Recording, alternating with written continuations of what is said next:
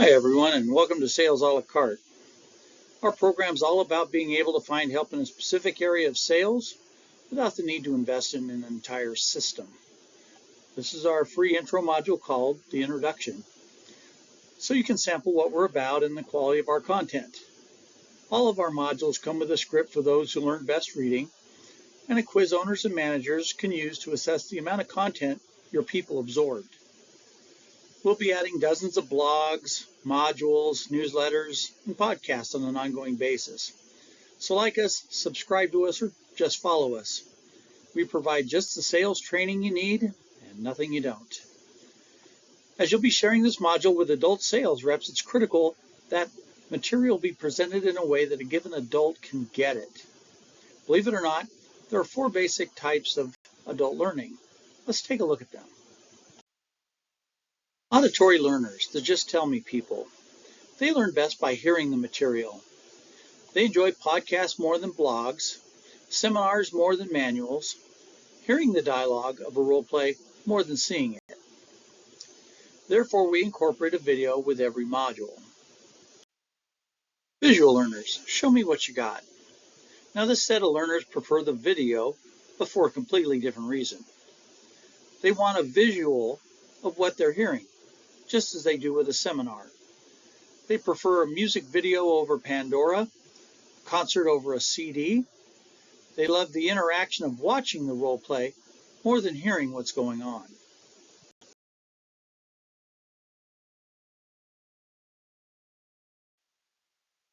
Read writing learners. Let me jot this down.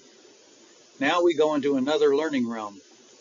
My kids can show and tell me all day long about how to navigate a computer program, but unless I take notes, well, let's just say it doesn't end well.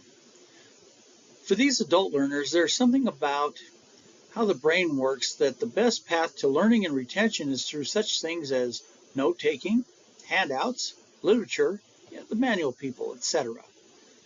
It's why we include a script and have a written test with each module. Kinesthetic learners, I can do it myself, thanks. These are the ones who volunteer for role-playing, and they're not messing around. Their position is, don't show me how to hammer, don't tell me how to hammer, and for sure, don't make me read about how to hammer. Just give me the darn hammer and let me try it. They truly are the trial and error pros. They don't typically fear failure as they see it as a means to an end. So for them, we encourage role play or using the applications the modules have in them.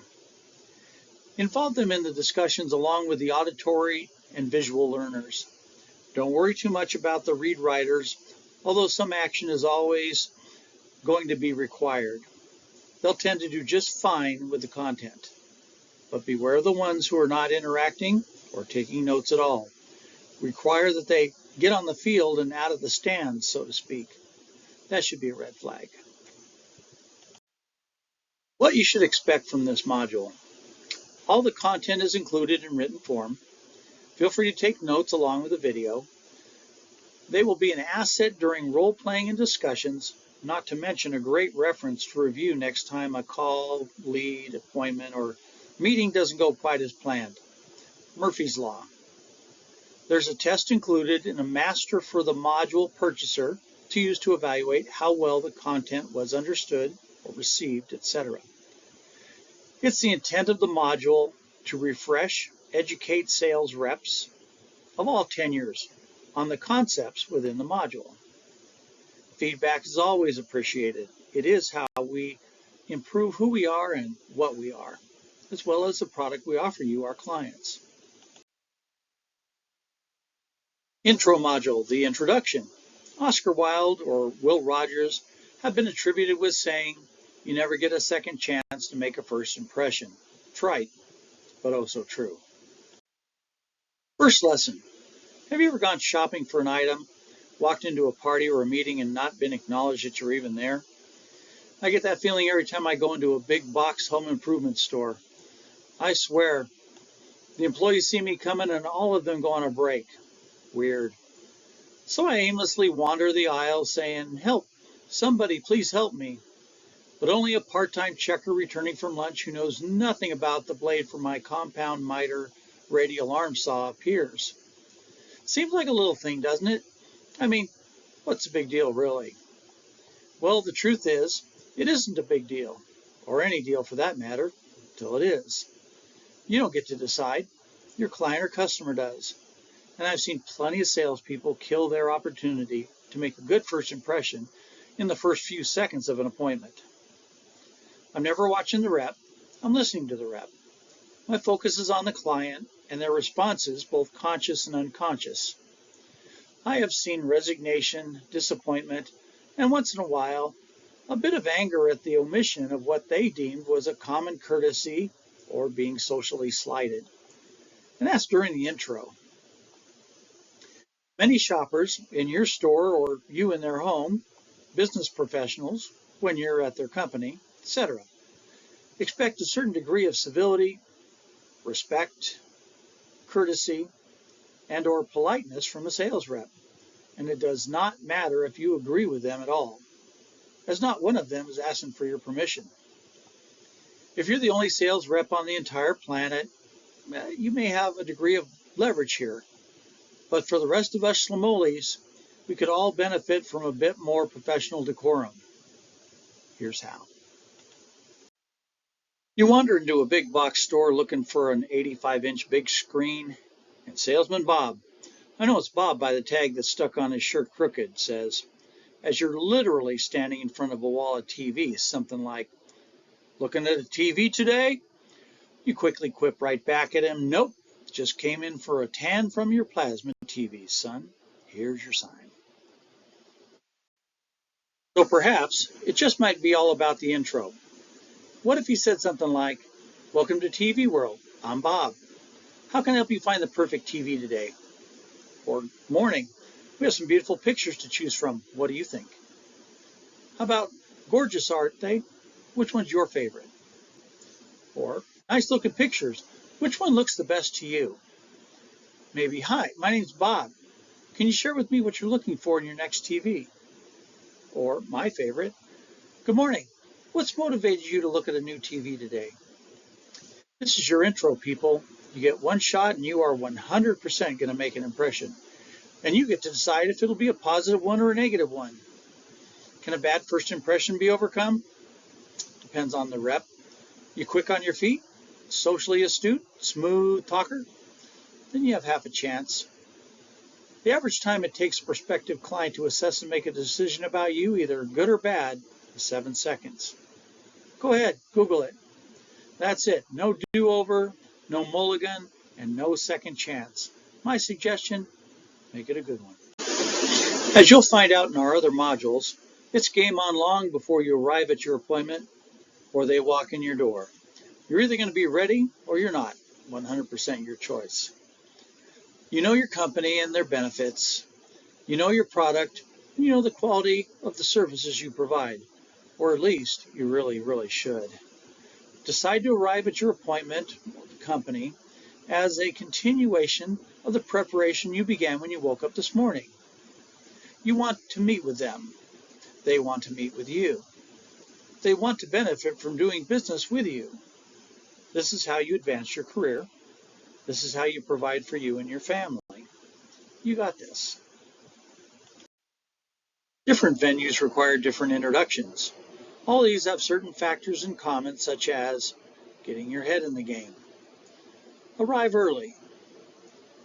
Dress for success. Dress appropriately for your appointment. Silence your bleeping phone and don't answer it unless God himself is calling you. Know and learn all the names you can, then use them at least 3 times during the meeting or appointment. In-home appointments. Arrive 5 minutes early and knock on the door. Don't ring the doorbell.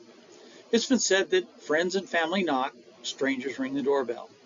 Then stand back 1 full step or go down a stair. Don't crowd the door. Stand far enough back that an out-swinging door would miss you. Good morning, I'm Bob with Acme. Are you Mr. Smith? Great. I have an appointment with you and Mrs. Smith today. Will she be joining us? If yes, terrific. May I come in? If no, you have a one-legger. No, not the pirate type. You have one half of a couple and you only have two choices. Number one, do a walk around or initial questioning, perhaps a very abbreviated presentation, just enough to whet their appetite, and reschedule when both can be there as you go back to the office and prepare for the second round. Or number two, say something like, well, that's fortunate for us both. I had an issue come up, which in this case is the spouse is not being available, and I need to reschedule with you, please. Then reschedule when both will be there. Store retail. Make the greeting upbeat and welcoming. Example, if you're some kind of home improvement store, hardware store, flooring, windows, doors, window coverings, etc., say something like, welcome to Acme. What's motivated you to look at window coverings today? Welcome to Acme. What information were you looking for today? Hey, welcome back. How can I help you today? Welcome to our store. What window coverings have you seen out there that you've liked? If you're a self-service type store, ask if they'd like your assistance, or would they like to just browse. If it's to browse, be available, straightening stock, filling racks, checking pricing, be on the computer, but don't hover. No one likes an intrusive employee. Keep an eye on them. It's better if they don't have to track you down. If you're a full-service type store, be their personal associate versus just a sales rep. Ask initial questions that'll set you up to quickly direct them to the area of interest and save them time. Walk them to the area they need help in. Don't just point, it's that away, if possible. Business appointments. Where to start? Arrive early. I can't stress that enough. I've had appointments scheduled with vendors or job applicants who were running late and didn't bother to call. I don't meet with them. Why? I believe arriving late and not calling are both unprofessional and discourteous. If this is how they're going to be on the first meeting, imagine how they're going to be once they get my money or I give them a job. Whatever topic the appointment is about, you need to be the expert on it. Some corporate people have a very low tolerance for reps who respond, I'm not sure, or I don't know, too often for their liking.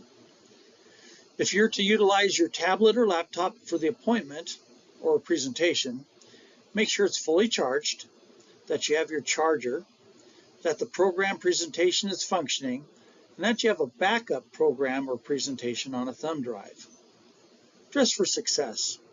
You know your client, or you should. If not, better to dress too businesslike than be underdressed for the clientele. Always have a spare shirt or blouse, a pair of pants or dress with you. You could just save your appointment. Nothing says, I'm a professional, more than having to give a presentation to a room full of suits with half a cup of coffee on your dress shirt, blouse, pants, dress. Turn your cell phone off, or at least to silent, and do not answer it. The true pros will actually record a 30-second voicemail message that they're in with their clients and will return the call as soon as they can. Cold calling residential. First off, prep here means knowing what you can and can't do. Many cities and states have laws defining or restricting canvassing. You need to know what they are. In general, canvassing can be done between approximately 9 a.m. and 8 p.m. No soliciting, no trespassing signs, etc. should be honored. Many HOA or gated communities have restrictions specifically on canvassing.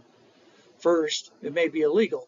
And second, why tick off someone who is liable to light you and your company up on social media? Take the high road here.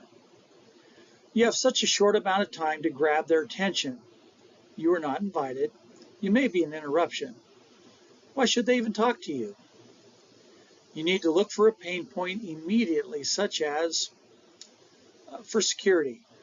Would you like the idea of a better security than just a huge gun? What if you're not home? Burglaries have gone up X% in this neighborhood. Can I share with you how to really protect your family for just pennies a day? Or landscaping? Can I ask you, what areas of your yard would you like to change the look of the most? internet. Ask you, what about your cable service just drives you crazy? Or is it everything you wanted when you signed up? How much faster would you like your internet to be here? Home improvement. What's the area of your home that you'd like to change? What is it in the home that bothers you the most, or is least appealing to you, etc.? As a stranger just showing up on someone's porch, you must dress appropriately. A logoed shirt would be excellent here. You must have a professional-looking ID, preferably on a lanyard around your neck that they can plainly see. Have professional material to give to them and be prepared with a riveting short spiel to grab the interest. Also, in today's world, people have Ring doorbells and will talk to you through them. Be cognizant of where you're standing. No one wants to talk to someone they feel is hiding from their camera. Be prepared to leave a door hanger with a way to contact you if they're interested in the event no one answers. Be professional. You will encounter people you bothered, interrupted, or simply annoyed. You will be yelled at. You will have doors shut in your face. You will be told to get off my property. My advice from personally experiencing all of the above, make it a game. Do not take it seriously. They don't know you. Deflect their anger or hostility and politely, professionally say something like, I'm so sorry to have interrupted your day. Have a blessed one. Or, thank you for your time. Just call me when you're ready and move on. Do not respond any other way. To do so in today's world is to invite negative social media remarks, and that is not what you were hired to generate for your company. Cold calling businesses. Now you better have or have developed a thick skin, and the sooner the better. Look at it as a game, just to save your sanity. So many no's to get a yes. The percentage differs by area, product, and skill. You'll find yours. You will experience all the negativity listed above and then some. Roll with it. Ignore the signs. They are there for the reps who don't hit their quota. When they said, "Didn't you see the no soliciting sign?"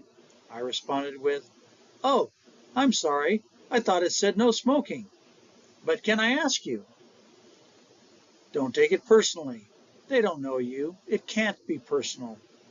They are all strangers, and most are far more messed up than you. Trust me on this.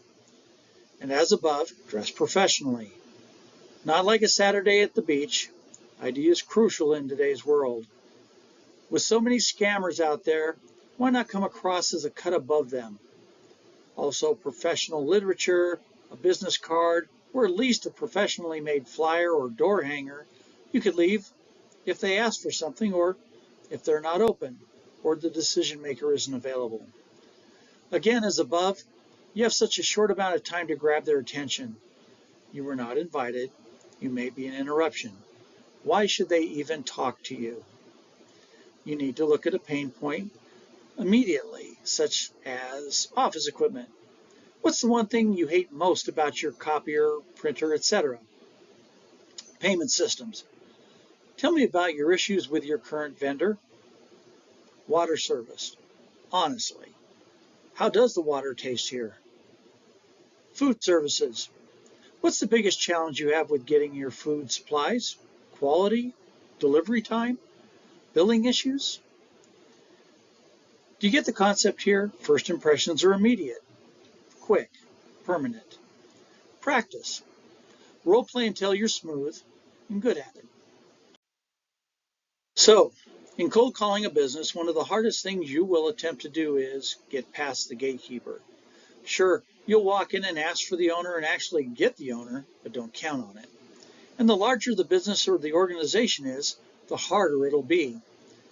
Their job is to insulate the owner or manager from people just like you. As it is their job to screen out sales reps and other vermin for their boss, you must develop a plan of attack. or just take a card, leave a message, and go away. We have a specific module on effective ways to interact with gatekeepers, both in person and remotely. Think about it. Just one sale could pay for the module. Check it out. If you intend to win, excel, and or achieve, then you're gonna have to be on your game. No one will be on it for you. If you're not naturally gifted, you're gonna have to work harder than the others. And if that's not okay, then I strongly suggest you save everyone and yourself the trouble and change careers. Sales is not for the faint of heart, but it can be incredibly rewarding. It's your choice. It's always been and always will be your choice. You got this. See more in our specific modules. Get the concept? If not, give us a call. We can help. Sales a la carte. Just the help you need and nothing you don't.